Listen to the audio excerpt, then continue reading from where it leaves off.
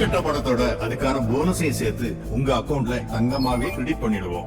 11 மாசம் முடிவுல உங்களுக்கு பிடிச்ச நகையை வாங்கிக்கலாம். டிஜி கோல்டு, இது டெய்லி கோல்டுங்க. மக்களை கொடுமைப்படுத்துகிறார்கள். ஊராட்சி மன்ற தலைவரை நிர்வாணப்படுத்தி பொதுவெளியில் கொடூரமாக தாக்கி அந்த குடும்பத்தையே அந்த ஊரிலிருந்து விரட்டி அடிக்கிறார்கள். இவை எதுவும் அதீதமான கற்பனைகள் அல்ல. திரைப்படங்களுக்காக ஏதேனும் புனைவுகளை செய்ய வேண்டும், அப்போதுதான் பார்வையாளர்களின் கவனத்தை ஈர்க்க முடியும், வெற்றிகரமாக படத்தை அல்லது லாபகரமாக படத்தை ஓட்ட முடியும் என்கிற எந்த முயற்சியும் இயக்குநரிடத்திலே இல்லை. அதை நாம் ஒவ்வொரு காட்சிப்பதிலும் பார்க்க முடிகிறது. சமூகத்தில் நிலவுகிற கொடுமைகளை மிக இயல்பான வகையிலே அவர் பதிவு செய்திருக்கிறார்.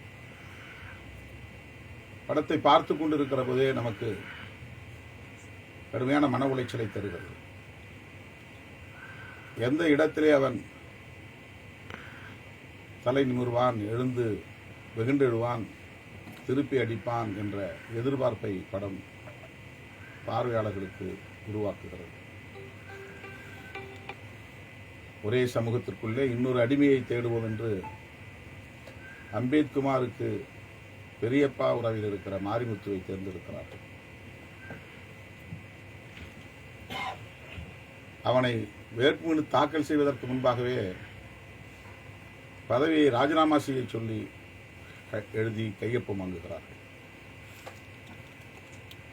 இதுவும் சமூகத்தில் நடக்கிறது. இது திரைப்படத்திற்காக உருவாக்கப்பட்ட காட்சி அல்ல.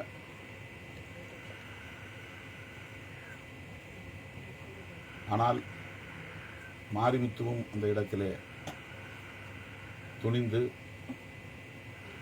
வேட்புமனுவை நான் திரும்பப் பெற்றுக் கொள்கிறேன், நீயே மீண்டும் ஊராட்சி தலைவராக இருக்க வேண்டும், இயங்க வேண்டும் என்று முடிவெடுப்பதுதான் இந்த படத்தில் முக்கியமான திருப்பு முனை புள்ளி. யாரும் எதிர்பாராத ஒன்று. சமுத்திரக்கனி அவர்கள் மிக சிறப்பாக இடஒதுக்கீட்டுக்கான பின்னணியை எடுத்துச் சொல்கிறார். எத்தனையோ பல தலைவர்கள் போராடி உயிரிழந்து இந்த இடஒதுக்கீட்டு உரிமையை பெற்றுத் தந்திருக்கிறார்கள். அஞ்சாமல் துணிந்து போராட வேண்டும் என்ற ஊக்கத்தை தருகிற ஒரு பாத்திரத்தை சமுத்திரக்கனி அவர்கள் சிறப்பாக செய்திருக்கிறார். மாரிமுத்துவும் அம்பேத்கரும் இணைந்த புள்ளி ஒரு சமூகத்தின் தலைநிமிர்வுக்கான அடையாளமாக இருக்கிறது. மாரிமுத்து தன்னுடைய வேட்புமனுவை திரும்ப பெற்றுக்கொண்டு அம்பேத்குமார் போட்டியின்றி தேர்வு செய்யப்படுகிற அந்த காட்சி பார்வையாளர்களுக்கு பெரும் ஆறுதலை தருகிறது. அதுதான் திருப்பி தாக்குதல் நடவடிக்கை என்பதாக அமைகிறது. அதைவிட மிக முக்கியமாக மாரிமுத்துவை அவர்கள் போட்டியின்றி தேர்ந்தெடுக்கக்கூடிய சூழலில் போட்டியை உருவாக்கி தன்னுடைய பெரியப்பா ஒரு போட்டியின் மூலம் தேர்ந்தெடுக்கப்பட்டார் என்கிற சூழலை உருவாக்க வேண்டும் என்று அம்பேத்குமார் பாத்திரத்தில் நடிக்கிற சசிகுமார் அவர்கள் பேசுகிற அந்த காட்சி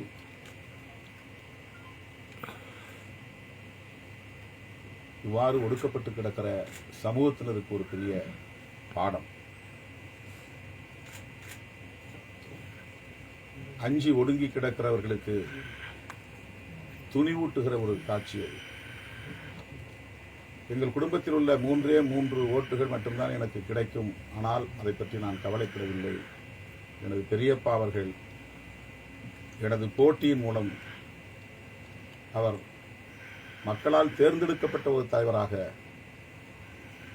ஒரு கும்பலால் நியமிக்கப்பட்ட தலைவராக இல்லாமல் மக்களால் தேர்ந்தெடுக்கப்பட்ட ஒரு தலைவராக இருக்க வேண்டும் என்று விரும்புகிறார் அம்பேத்குமார்.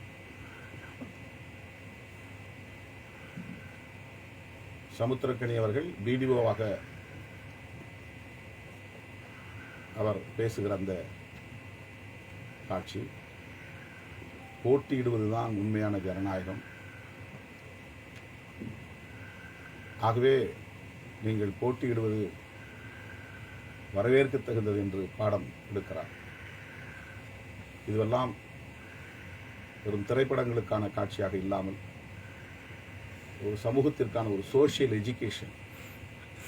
ஜனநாயகம் என்றால் என்ன, போட்டியிட வேண்டிய தேவை என்ன,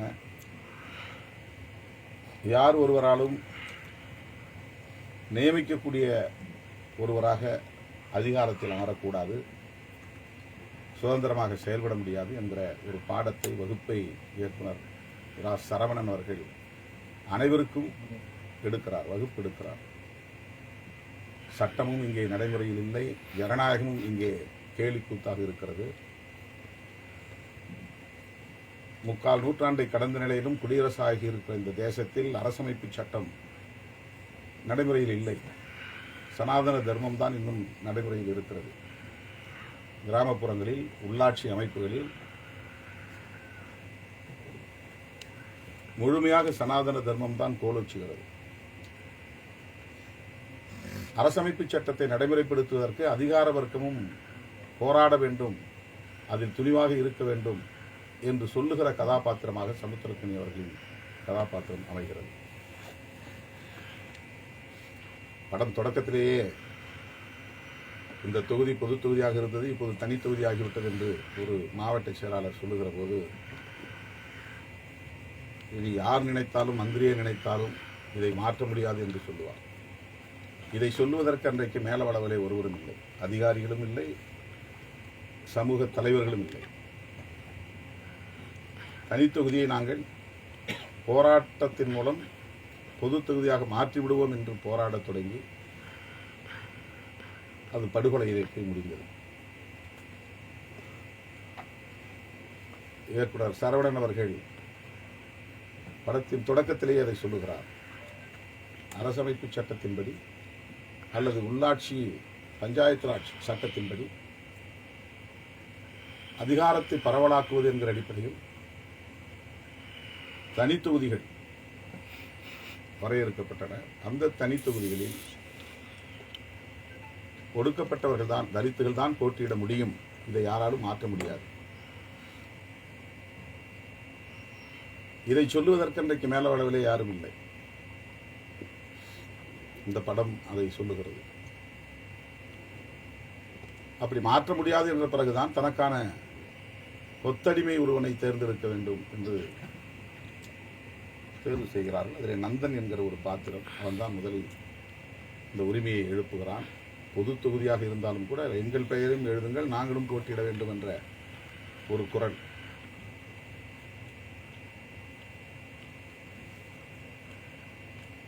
நந்தனுக்கு பதிலாகத்தான் அம்பேத்குமார் என்கிற அடுத்த கதாநாயக பாத்திரம்.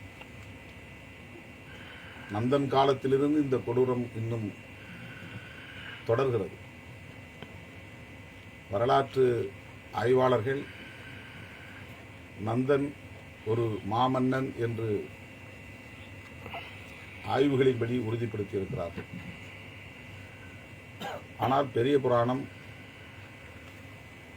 அவன் ஒரு தீண்டப்படாத சமூகத்தை சார்ந்தவன், கோயிலிலே நுழைவதற்கு முயற்சித்தான், நாயன்மார்களில் ஒருவன், புலையன் என்று பேசுகிறது. புராணம் சனாதன தர்மத்தின் வலிமையை பேசுகிறது. ஆனால் வரலாறு அப்படி அல்ல. அந்த நந்தன் காலத்தில், புராண நந்தன் காலத்தில் எப்படி இந்த சமூகம் இருந்ததோ அது இன்றைக்கும் தொடர்கிறது. நாடு விடுதலை பெற்று குடியரசாகி அரசமைப்பு சட்டம் நடைமுறைக்கு வந்து ஜனநாயகத்தை பரவலாக்கக்கூடிய எல்லா முயற்சிகளும் இங்கே நடைபெற்று கொண்டிருந்தாலும் சாதிய வன்மம் என்பது வேரோடி போய் கிடக்கிறது, புறையோடி போய் கிடக்கிறது. ஜனநாயக சக்திகளுக்கு ஒரு எச்சரிக்கையாக இந்த நந்தன் திரைப்படம். எல்லாம் நல்லபடியாக போய்க் கொண்டிருக்கிறது என்று நாம் எண்ணிக்கொண்டிருந்தால் ஜனநாயகத்தை காப்பாற்ற முடியாது. வெளிச்சத்திற்கு வராத இத்தகைய கொடூரங்கள், குரூரங்கள் ஏராளம் ஏராளம். எனவே ஜனநாயகத்தை காக்க வேண்டும் என்று துடிக்கிற ஒவ்வொருவரும் எச்சரிக்கையாக இருக்க வேண்டும் என்று எச்சரிக்கை மணி அடித்திருக்கிறார் இயக்குனர் இரா. சரவணன் அவர்கள். இந்த திரைப்படம் உலகளாவிய அளவில் ஜனநாயக சக்திகளிடையே மிகப்பெரிய வரவேற்பை பெறும். நேர்மையான அதிகாரிகள் இருந்தால் தேசிய அளவிலான விருதுகளை இந்த திரைப்படம் அள்ளி குவிக்கும். தொடக்கத்தில் நான் சொன்னதைப் போல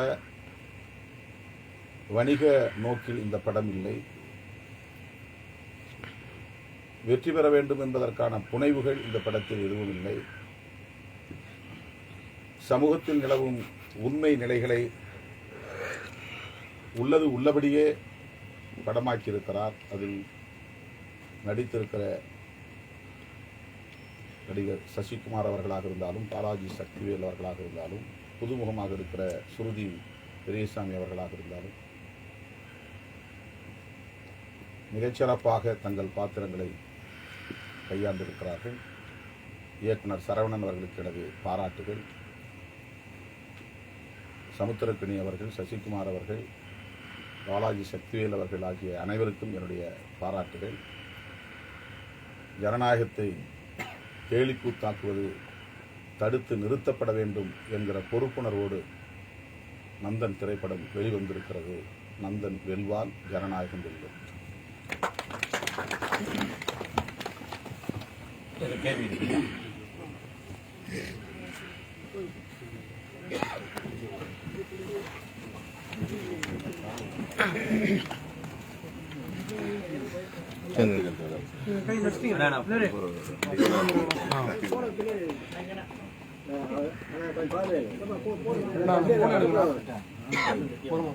கடைசி சொன்ன வருஷம் சொல்லணும். அரசியல் பிரதான